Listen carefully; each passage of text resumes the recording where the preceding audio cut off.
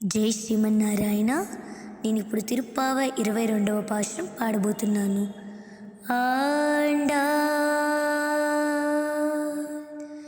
తిరువడిగలే